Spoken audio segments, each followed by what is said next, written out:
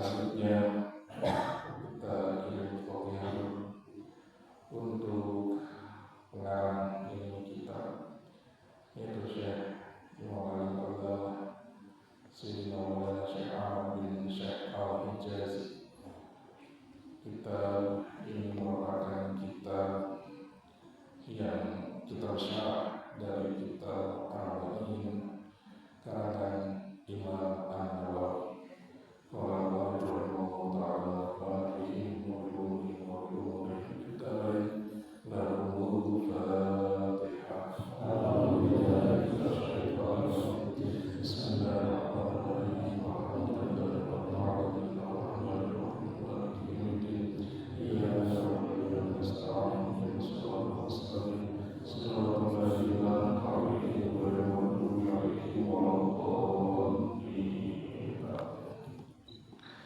Bismillahirrahmanirrahim.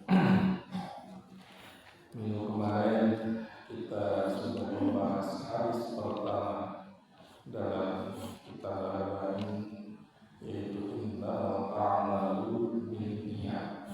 Segala sesuatu itu tergantung niatnya. Hari ini kita lanjut ke hadis yang selanjutnya. Sini kita coba buka hadis yang kelima. Kenapa yang kedua disebut begitu? Karena ini sudah kita terangkan di tempo-tempo yang dulu, yang menceritakan bagaimana agama itu punya rukun agama. Jadi agama itu punya rukun agama itu 3, yaitu Islam, iman, dan ihsan. Masing-masing rukun ini punya rukun lagi, seperti Islam punya rukun, yaitu rukun Islam. Rukun Islam ada 5: syahadat, sholat, zakat, puasa, dan haji. Kemudian pilar yang kedua iman juga punya rukun. Rukunnya yaitu rukun iman, yang kita percaya kepada Allah, malaikat, kitab, Rasulullah, kiamat, dan qadar dan ada 6 rukunnya. Ihsan pun sama, ada rukunnya. Rukunnya 2. Yang pertama, tahapan yang pertama, kita merasa dipandang oleh Allah. Tahapan yang selanjutnya yang kedua adalah seolah-olah kita memandang Allah. Jadi ketika sholat itu seolah-olah kita memandang Allah. Itu ihsan. Nah, itu sudah kita bahas dulu. Jadi untuk sementara kita skip dulu. Nanti kalau sekiranya sudah mulai ada ubah-ubah, buka lagi gitu ya. Karena kalau pelajaran materi-materi sekolah itu biasanya cepat lupa. Nah, ini kita dulu dengan hadis Ummul Mukminin, dari Ummul Mukminin, Ummu Abdullah Aisyah radhiyallahu anha qalat, qala Rasulullah sallallahu alaihi wasallam, man ahdatha fi amrina hadza ma laysa minhu fa huwa raddun. Ini yang sering dibahas dan menjadi dasar bagi kita, yang sebagian orang tidak memahami dengan dalam, gampang sekali menyebutkan raddun, artinya tertolak segala amalan. Bahasa kita ini dari Ummul Mukminin, yaitu Ummi Abdullah, yang bernama Aisyah radhiyallahu anha berkata, telah bersabda Rasulullah sallallahu alaihi wasallam, man ahdatsa fi amrina, barang siapa yang membuat perkara sesuatu dari dan bukan darinya, bahwa maka itu tertolak. Itu diriwayatkan oleh Imam Bukhari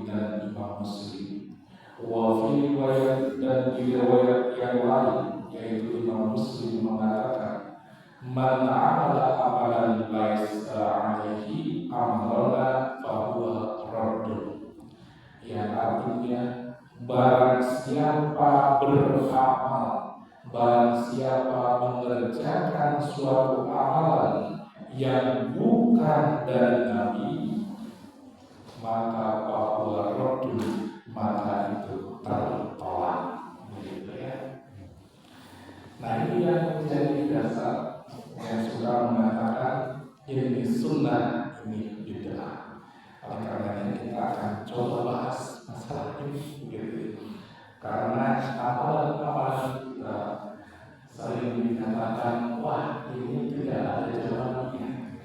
Oleh karenanya ini penting sekali untuk apa? Untuk memperkuat keimanan kita, memperkuat akidah kita ketika melakukan sesuatu. Oh ternyata ini tidak masalah. Makanya kita coba gali hadis yang kelima dari kitab Al-Quran. I'lamu ikhwani, ketahuilah wahai saudara. Kita baca dulu juga. Allah memberikan taufik kepadaku dan kepadamu semuanya untuk melakukan taat kepada Allah. Sesungguhnya hadis ini kaidah yang sangat agung dari kawaid atau kaidah Islam. Ya.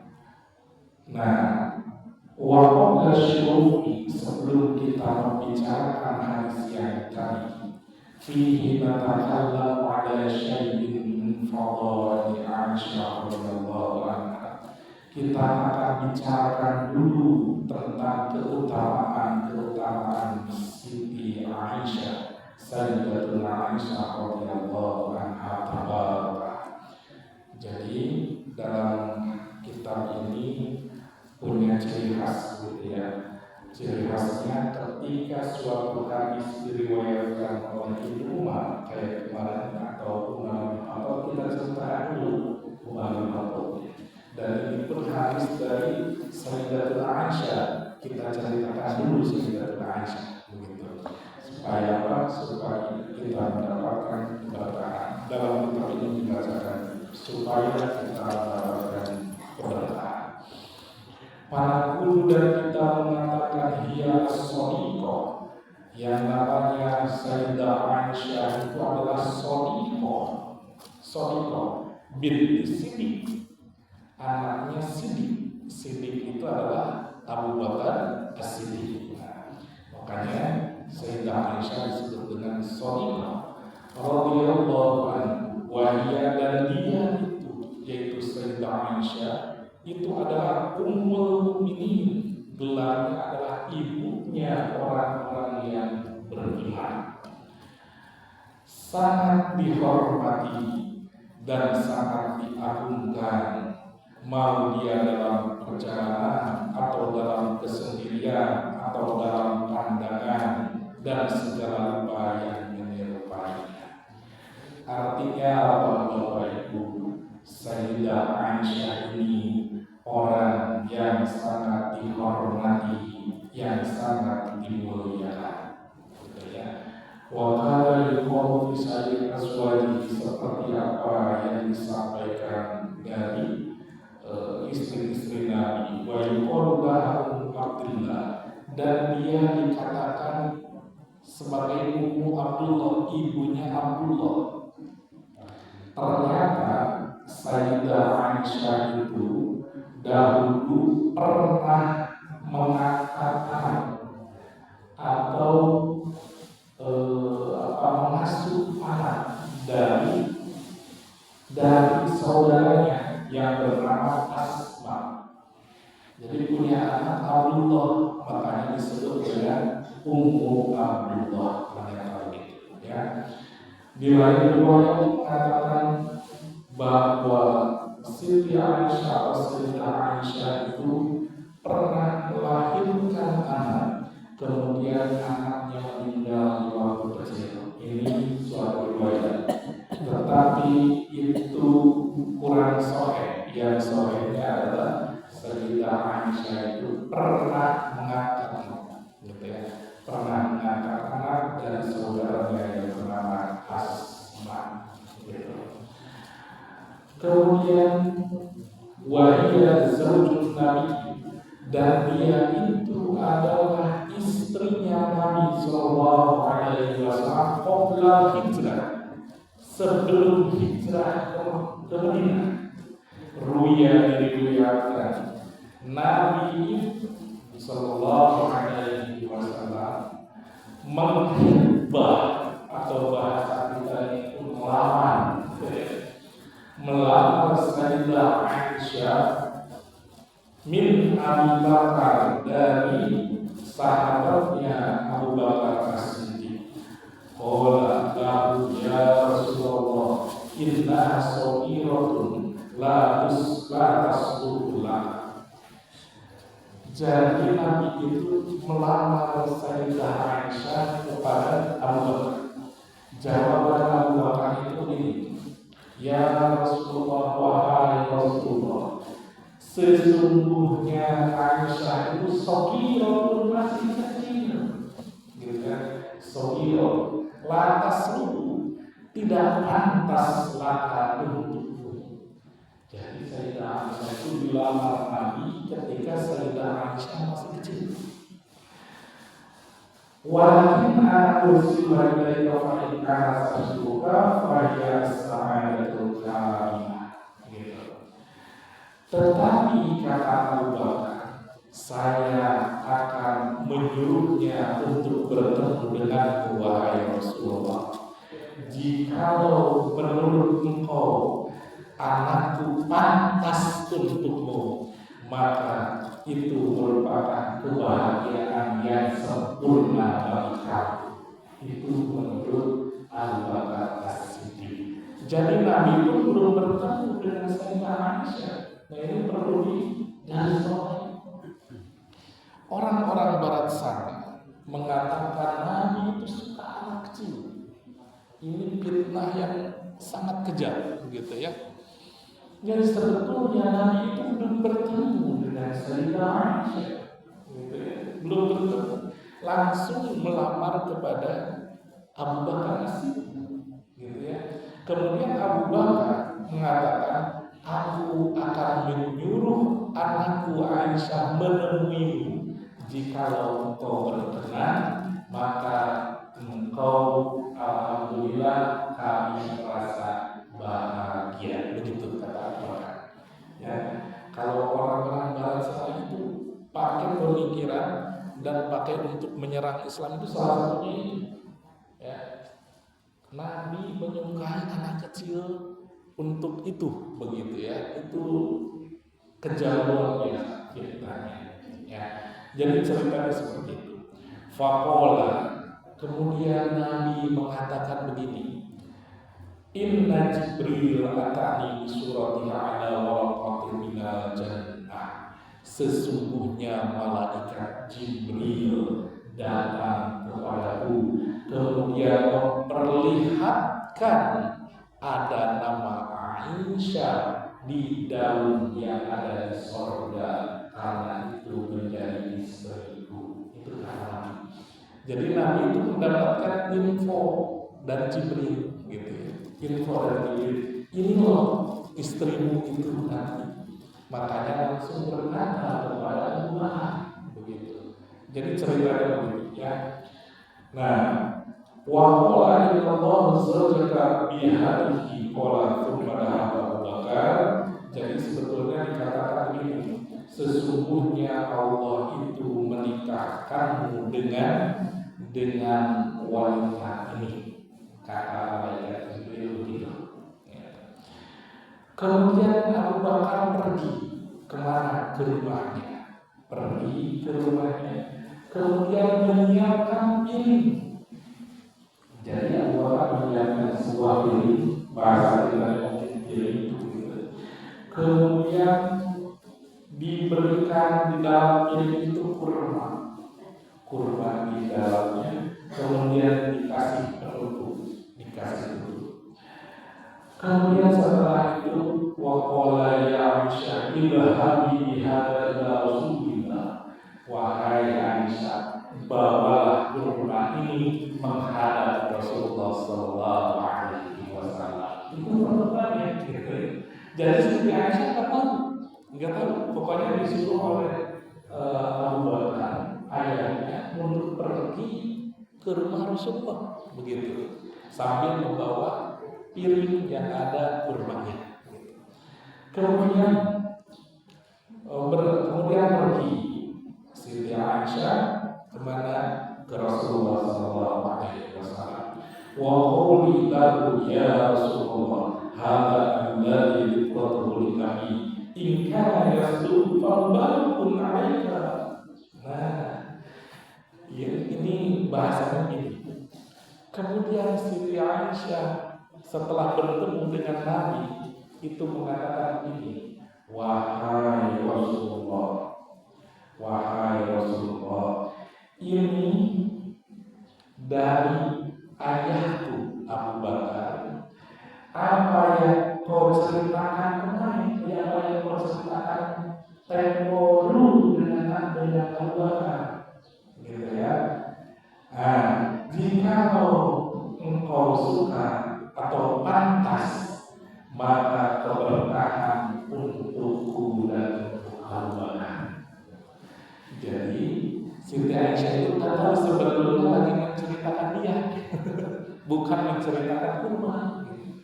Jadi bawa kurma ke Nabi, kemudian mengatakan, wahai Rasulullah, apa yang kau bicarakan dengan ayahku, kalau sekiranya pantas untukmu, maka keberkahan untuk kami. Kata Siti Aisyah begitu. Padahal yang diceritakannya itu sedang menceritakan Aisyah. Tapi Siti Aisyah berpikirnya menceritakan kurma. Gitu ya. Hebatnya alhamdulillah romantis sekali. Kalau lewat sekarang ibu-ibu sering nonton drakor gitu. Itu luar biasa romantis. Nah, kemudian Nabi mengatakan, ya Aisyah, idhab qala ya Aisyah, sebentar. Oh ya, qabilna ya Aisyah. Kata Nabi itu, wahai Aisyah, aku menerimanya. Begitu. Aku menerimanya. Sampaikan kepada ayahmu, aku menerimanya. Siti Aisyah berpikiran, oh menerima kurma. Padahal menerima Sayyidah Aisyah sebagai istri Nabi. Begitu. Ya. Sampai setelah itu Sayyidah Aisyah kemudian mau pulang. Ketika mau pulang, Nabi kemudian dalam keadaan pakai kerudung Sayyidah Aisyah itu, kemudian ujungnya ditarik oleh Nabi. Nah, ditarik sedikit. Sayyidah Aisyah ini kenapa Nabi? Ini kenapa Nabi? Kan biasa perempuan gitu ya. Rada diheriatkan. Kenapa gitu? Setelah itu pulanglah Sayyidah Aisyah ke rumah. Nah, ketika sampai ke rumah, nah ceritakan di sini kita baca saja. Nah, ketika sampai ke rumah, kemudian Sayyidah Aisyah mengabarkan kepada ayahnya Abu Bakar. Bagaimana mengabarkannya? Wahai Abu Bakar gitu ya. Wahai ayahku, barusan sudah ketemu dengan Rasulullah, dia menyatakan qobilna. Kalau bahasa kita itu qobil tuh gitu ya. Kalau mau nikah itu kan suka qobil itu nikahan. Nah, itu diceritakan kepada Abu Bakar, wahai ayahku, barusan Rasulullah sudah menerimanya. Gitu ya. Sudah menerimanya. Tapi aneh, wahai ayahku, Rasulullah megang ujung kerudungku. Begitu. Ini aneh, cina begitu. Nah, kemudian apa yang disampaikan oleh Abu Bakar? Ya bunyati, la tadhanni bi Rasulillah sallallahu alaihi wasallam tannasu, inna Allah qad zawwazaki bihi min fawqi sab'i samawat wa zawjatika iyyahu fil ardi. Artinya begini, kata Abu Bakar itu, wahai anakku, la tadalli, jangan berburuk sangka, jangan bersangka buruk kepada Nabi. Kenapa? Karena sesungguhnya Allah telah menikahkanmu dengan Nabi di langit yang ketujuh, sedangkan aku akan menikahkanmu di bumi ini dengan Rasulullah Sallallahu Alaihi Wasallam. Jadi begitu ceritanya. Kemudian Sayyidah Aisyah, ini apa? Oh, cerita berarti hal ini kayak ditaruh romantis. Ya Allah. Nah, begitu. Kemudian apa yang dikatakan oleh Sayyidah Aisyah? Qalat Aisyah radhiyallahu anha, "Fama farahtu bi syai'in asyaddu min farhi." Artinya apa? Artinya Sayyidah Aisyah mengatakan, aku sangat berbahagia, sangat gembira, tidak ada yang lebih bergembira dari kamu. Jadi Sayyidah Aisyah nggak dipaksa, Pak. Ini pemikiran-pemikiran dan cerita-cerita orang-orang Barat, orang-orang yang tidak suka dengan Islam itu mengatakan ini, bahwa Sayyidah Aisyah itu dipaksa untuk menikah dengan Rasulullah, padahal tidak dipaksa, gitu ya. Justru romantisnya itu, Pak, romantisnya ini suka dijadikan yang namanya serangan untuk umat Muslim, begitu. Serangan untuk umat Muslim. Waktu itu Sayyidah Aisyah umurnya 6 tahun. 6 tahun. Berarti kalau sekarang usia SD, mau masuk SD atau sudah masuk SD kelas 1. Sayyidah Aisyah diceritakan itu baru 6 tahun, ya, baru 6 tahun. Nah, ini salah satu yang menjadi serangan, salah satu serangan bagi orang-orang yang tidak suka dengan Islam. Nabi ini kepada haji, begitu ya. Padahal tidak. Kalau kita bandingkan, Bapak Ibu sesuai bandingkan, kalau di film-film ada yang namanya punten ya, film yang legendaris itu ada Romeo dan Juliet, gitu ya. Sampai keduanya itu karena tidak direstui, akhirnya sama-sama bunuh diri. Dua-duanya minum racun kemudian bunuh diri. Pertanyaannya, yang bunuh diri itu, Bapak Ibu, yang bunuh diri dari sebuah agama samawi, agama samawi di seluruh dunia ini, dan bunuh diri itu tempatnya surga neraka. Mereka mengagung-agungkan Romeo dan Juliet, padahal dua-duanya masuk neraka kalau umpamanya itu benar, gitu. Kenapa? Karena bunuh diri itu yang tempatnya begitu, gitu ya. Karena memutus rahmat Allah Subhanahu wa Ta'ala. Sedangkan ini yang namanya Sayyidah Aisyah, meskipun dari kecil, tetapi dia merasakan kebahagiaan, penuh keromantisan begitu.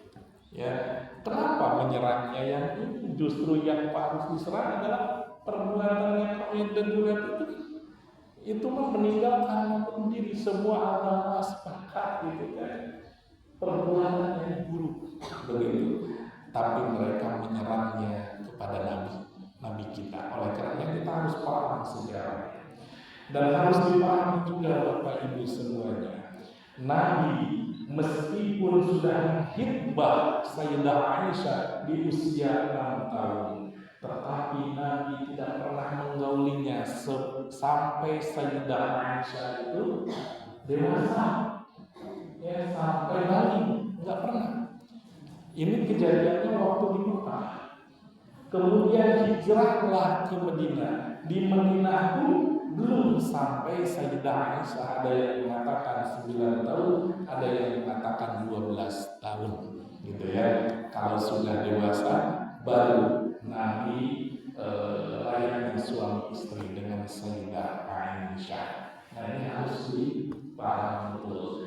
Bukan di usia 6 tahun Nabi hidup bersama Sayyidah Aisyah, tapi ketika Sayyidah Aisyah sudah dewasa, ya sudah balik. Nah, selanjutnya wa yuqalu inna wa fadailu katsirah minha wahya lam yati Nabi sallallahu alaihi wasallam imra'ah. Ini keutamaan Sayyidah Aisyah itu banyak. Salah satunya ada wahyu yang diturunkan kepada Nabi dan tidak kepada yang lain. Maksudnya ini, kepada Sayyidah Aisyah itu Nabi untuk fi farashin imra'ah, di tempat tidur. Jadi ada wahyu yang datang kepada Nabi ketika Nabi bersama Sayyidah Aisyah itu. Ini tidak ada dengan istri-istri Nabi yang lain. Gitu. Ketika dengan Sayyidah Aisyah ada wahyu yang turun. Ini terutama Sayyidah Aisyah, salah satunya itu. Kemudian ada Jibril keras salam. Kemudian malaikat Jibril mengucapkan salam juga kepada Abdul Nisa, keutamaan seorang perempuan yaitu Sayyidah Aisyah radhiyallahu anha. Kemudian setelah itu keutamaan Sayyidah Aisyah itu hafal ingat 1210 hadis. Jadi hadis yang diriwayatkan oleh Sayyidah Aisyah itu 1210 hadis. Makanya kita sering dengar hadis-hadis riwayatnya dari Sayyidah Aisyah. Aisyah radhiyallahu anha. Kenapa? Karena Sayyidah Aisyah itu pintar, cerdas. Jadi gampang ingat, teringat terus, gitu ya. Kita jarang mendengar hadis dari istri Nabi yang lain, jarang. Yang sering kita dengar dari Sayyidah Aisyah. Dan ini salah satu barokahnya bagi kita, banyak permasalahan-permasalahan fikih dari hadis yang diriwayatkan oleh Sayyidah Aisyah radhiyallahu anha. Begitu ya. Jadi kita jangan berpikirnya orang-orang sana itu Aisyah masih kecil. Justru karena itu saking cerdasnya dia bisa merekam kesalahan Nabi, hadis-hadis Nabi sampai hafal 1210 hadis. Begitu. Ya. Ini yang diriwayatkannya. Nah, oleh karena itu Bapak Ibu semuanya, ini keutamaan Sayyidah Aisyah radhiyallahu anha, sehingga masuklah kita ke hadis yang Nabi sallallahu alaihi wasallam sampaikan melalui Sayyidah Aisyah, yaitu man ahdasa fi amrina ma laisa minhu bahwa raddun. Artinya barang siapa yang melakukan sesuatu bukan dariku, maka itu tertolak. Nah itu yang jadi dalam hadis secara umum yang mereka samarkan. Artinya gini, kalau zaman Nabi lakukan, sekarang kita harus lakukan. Kalau zaman Nabi tidak melakukan, berarti sekarang jangan dilakukan lagi. Itu ya. Jadi muncul ada yang namanya sunnah dan bid'ah. Apa itu sunnah dan bid'ah? Begini, itu bukan hukum. Awalnya begini, pokoknya yang dikerjakan oleh Nabi itu sunnah. Yang tidak ada zaman Nabi itu bid'ah. Gitu. Contoh, Nabi sholat malam berarti sunnah. Nabi sholat fardu yang 5 itu juga sunnah. Maksudnya yang dikerjakan oleh Nabi. Asal begitu. Dulu itu belum ada yang namanya wajib, kemudian makruh, sunnah, mubah, belum ada. Jadi dulu itu sunnah bid'ah, Pokoknya yang dikerjakan Nabi itu sunnah, yang tidak dikerjakan Nabi itu bid'ah. Gitu. Asal itu konsumsinya seperti itu. Nah, Sekarang kita itu suka enak banget itu gini. Punten, ya bapak-bapak kemarin itu hari ini badai naon badai nikah badai sunnah itu kan sunnah gitu yang dilakukan Nabi. Tapi enak bisa Pak, mau ditinggalin nanti enak gitu ya. Sunnah enak terditinggali, sunnah bisa ditinggalin. Nabi sholat sepanjang malam cinta sunnah enak dipakai atau pakai tahu itu dipakai harus saja gitu ya.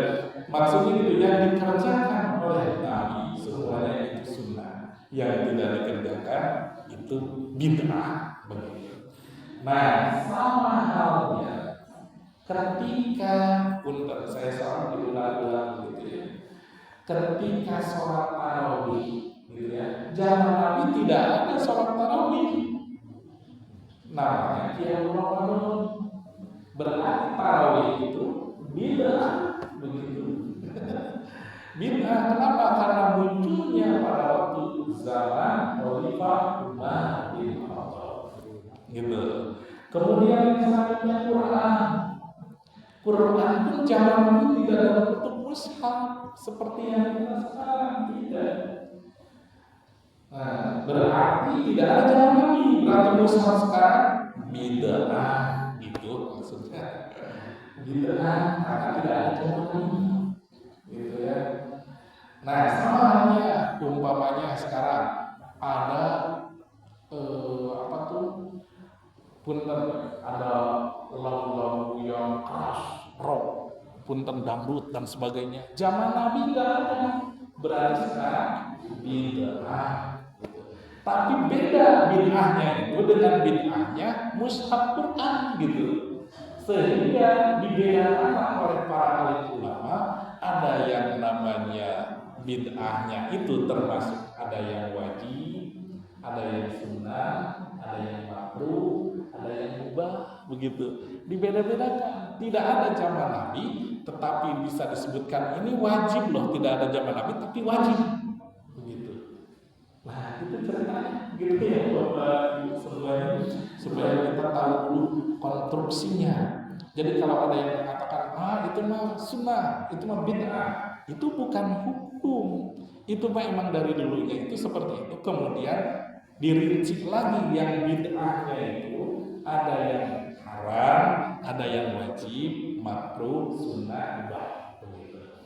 Nah, di sini diceritakan seperti apa yang wajib, bid'ah yang wajib seperti apa.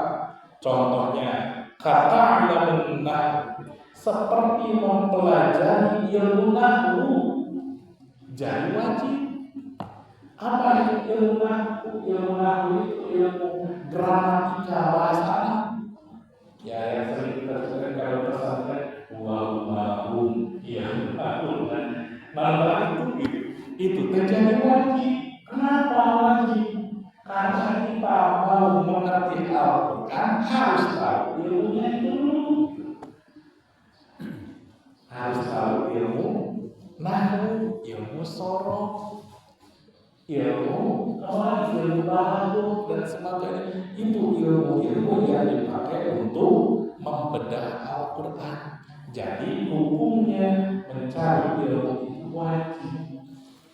Gitu, ilmu ya. Ini contohnya. Kemudian ada juga yang sifatnya haram, bid'ah yang haram. Seperti apa? Karena diambil qadiriyah wal jabariyah wal mujassimah. Nah, ini mah seperti mazhabnya qadiriyah, jabariyah, mujassimah. Jadi ada ulama ahlus sunnah wal jamaah. Pertanyaan mana ahlus sunnah wal jamaah? Ulama semua asbaja apa kenapa ada mana pilih gitu gitunya. Nah, pemahaman qadiriyah dan jabariyah itu bertolak belakang. Qadiriyah itu perdalamnya yang ditekankannya adalah pekerjaan manusia. Jadi dia meyakini ada yang namanya ketentuan Allah, tetapi tidak mempengaruhi dengan usaha kita. Jadi dia itu lebih ke usaha manusia. Jadi dalam ukuran rek sukses kudu tina usaha urusan dengan yang namanya Allah. Itu poinnya. Ya, makanya kan susah ya kalau umpamanya dari kita mengatakan, wah dia mau berusaha kerja keras, semua kerja keras gitu. Ini pemikiran Qadariyah, ya. Bahasa yang pasti Qadariyah. Gitu. Qadariyah. Kalau Jabariyah kebalikannya. Kalau Jabariyah itu tawakal buta. Maksudnya apa? Dia tidak penting dengan yang namanya usaha manusia, dia hanya pasrah saja. Ini Jabariyah. Contoh, dulu ada yang namanya COVID-19, gitu ya. Dia tidak pakai masker. Nama kita tidak Allah. Tidak pakai masker, gitu ya. Karena sakit masuk ke rumah sakit. Itu mah ada tos masker ya Allah. Tapi tidak ada usaha manusianya untuk menutup. Nah, itu Jabariyah pemikirannya, gitu ya. Pemahaman Jabariyah. Ahlus Sunnah wal Jamaah antara itu. Jadi Ahlus Sunnah wal Jamaah tetap menjadikan ikhtiar dengan tawakal, begitu. Jadi tengah-tengah. Itulah Ahlus Sunnah wal Jamaah, gitu ya. Nah, ada satu lagi Al-Mujassimah. Apa itu pemikiran Al-Mujassimah? Al-Mujassimah itu pemikiran itu Allah diserupakan seperti manusia. Makanya sering ada yang katakan punten, Allah itu nuju ucap-ucapan di aras. Itu karena disandingkan dengan seperti jisim. Mujassimah jadi kayak Allah itu ya duduk di aras seperti duduk gitu. Nah, pemikiran Ahlus Sunnah wal Jamaah tidak seperti itu. Allah itu laisa kamitslihi syai'un. Allah itu tidak ada bandingannya. Ketika kita memikirkan Allah itu seperti itu, yakinlah itu bukan Allah. Kenapa? Karena sesuatu itu yang kita pikirkan itu sesuatu. Jadi tidak bisa dijisimkan. Itu menurut Ahlus Sunnah wal Jamaah. Sampai kalau Mujassimah itu tangan-tangan Allah itu malam-malam itu turun ke bumi. Nah, seperti itu. Gitu ya. Itu Mujassimah. Ahlus Sunnah wal Jamaah tidak. Sehingga perlu kita memahami Ahlus Sunnah wal Jamaah yang disampaikan oleh Imam Asy'ari, yang salah satunya adalah sifat wajib bagi Allah 20. Makanya sering kita bahas wujud dan muhalafat. Nah itu, gitu ya, akidah Ahlus Sunnah wal Jamaah. Begitu ya. Nah itu salah satu Ustaz, gitu ya. Nah sebetulnya sangat bagus bagi kita kalau mau pelajari dan kita membahas sifat yang wajib Allah yang 20 itu. Ada yang mengatakan begini Bapak Ibu, kenapa saya itu membahas yang wajib bagi Allah 20? Berarti Allah itu terbatas, gitu. Sedangkan Allah itu sifatnya itu luas. Kenapa dibatasi 20? Pertanyaannya, kalau tulisannya goyang. Dari segi keimanan goyang. Iya, Allah itu maha luas. Tapi ayat 20 berarti Allah. Jawaban. Nah, Bapak Ibu semuanya, ternyata inilah para ulama sudah memahami itu semua, sehingga yang dimaksud 20 itu wujud tidak bakal terus sampai 20 itu yang mustahil bagi Allah 20, yang menang bagi Allah 1. Itu bukan bukan membatasi kekuasaan Allah, tetapi itu adalah sifat-sifat yang akal kita sampai ke sana gitu. Di luar itu akal kita tidak sampai. Karena kekuasaan Allah sangat tinggi, sangat luas, akal kita terbatas sehingga dibatasi sampai sana. Akal kita sampai ke sana. Begitu gitu ya. Jadi akal kita tidak orang sampai gitu. Kebesaran dan kekuasaan Allah yang sangat tinggi, tapi akal kita sampai dengan yang sifat wajib bagi Allah yang Allah itu. Berarti bukan batasi kekuasaan Allah, tapi akal kita tidak sampai yang hanya sampai di 20 sifat wajib bagi Allah Subhanahu wa Ta'ala. Itu kan ia sebagai dasar. Insya Allah minggu pagi kurang lanjutnya amal-amal anu terkait zaman Nabi supados orang makin kuat dalam melakukannya gitu ya. Insya Allah ini sesuai dengan akidah Ahlus Sunnah wal Jamaah. Kalau Ampun tentang kasebut salah dengan sadacan ditutup seperti biasa mengadakan zikir hasbi rabbi. Bismillahirrahmanirrahim. Hasbi rabbi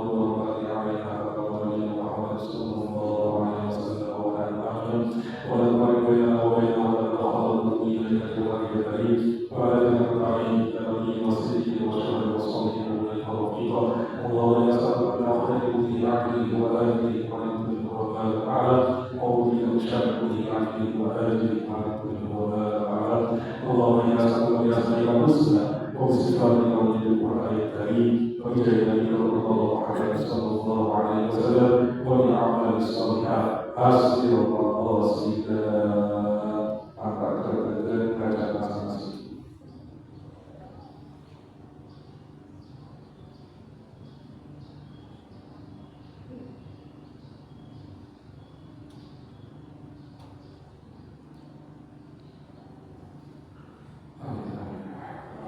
Wassalamualaikum warahmatullahi wabarakatuh. Rabbana atina fid dunya hasanah wa fil akhirati hasanah wa qina adzabannar. Subhana rabbika rabbil izzati amma yasifun. Wassalamun alal mursalin walhamdulillahi rabbil alamin. Bibarakatihi Al-Qur'an al-Fatihah. Alhamdulillahi minasyaitonir rajim. Bismillahirrahmanirrahim.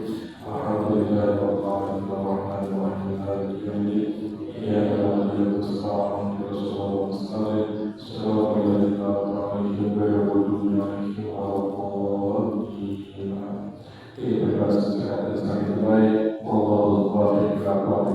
Wassalamualaikum warahmatullahi wabarakatuh.